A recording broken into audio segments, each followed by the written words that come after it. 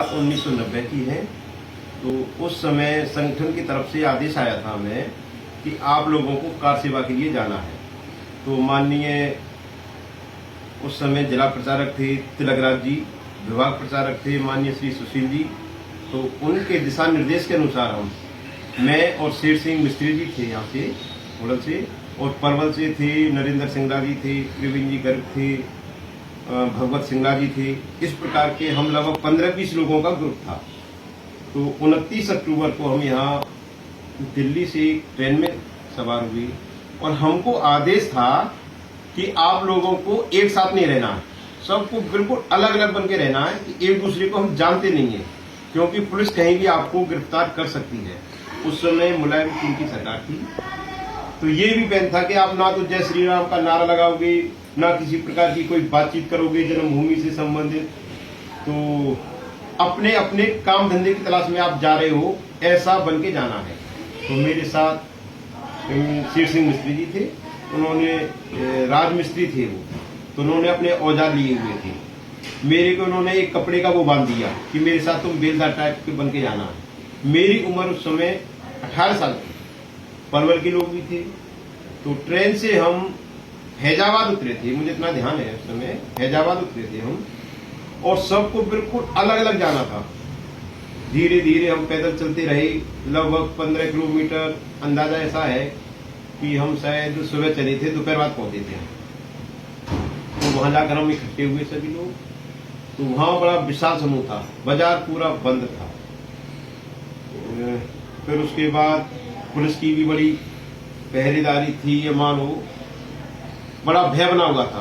पर हम लोगों में जोश था, जय श्री राम के नारे वहां पर पहुंचते सब लोगों ने लगाने शुरू कर दिए। रात हुई, रात को हमें जो धान की होती है उस पर चादर बिछाकर सुला दिया गया हमें, और बोले सुबह आपको वहां पर इकट्ठा होना है। वहां पर हम देखते हैं कि कार्यक्रम क्या निश्चित करना है।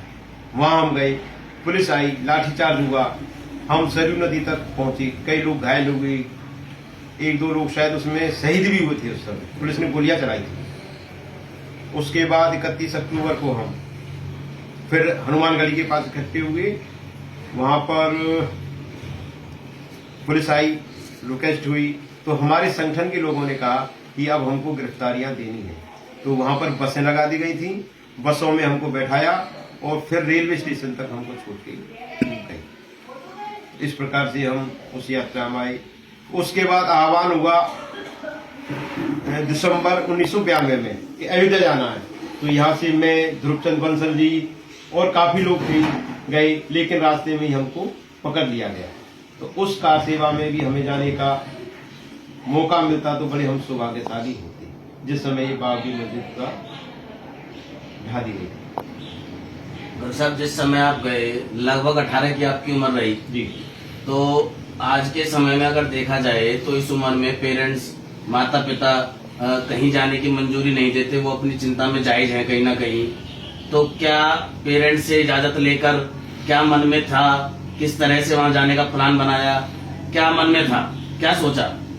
मेरे पिता तुल्य बड़े भाई स्वर्गीय श्री गोपाल प्रसाद जी गर्ग, जो कि उस समय नगर के कार्यवाह होते थे, उनसे मैंने आज्ञा ली थी।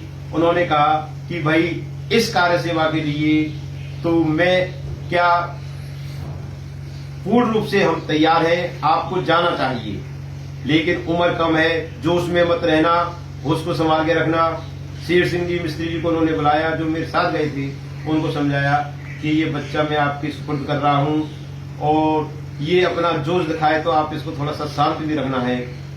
तो मैं उनसे परमिशन लेकर 1992 में भी जब एकता यात्रा निकली थी, लाल चौक पर तिरंगा फहराया था, तो उस समय मैंने अपने पिता तुल्य बड़े भाई श्री गोपाल प्रसाद जी से भी परमिशन ली थी, और उन्होंने शहर मुझे स्वीकृति देकर भेजा था।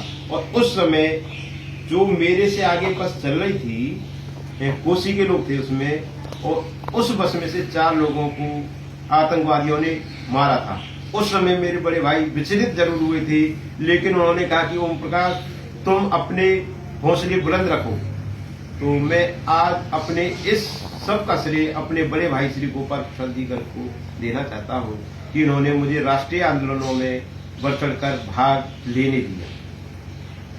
जब कार सेवक अयोध्या गए तो गोलियां चलवाई गई मुलायम सरकार द्वारा, तत्कालीन सरकार जो उस समय की थी।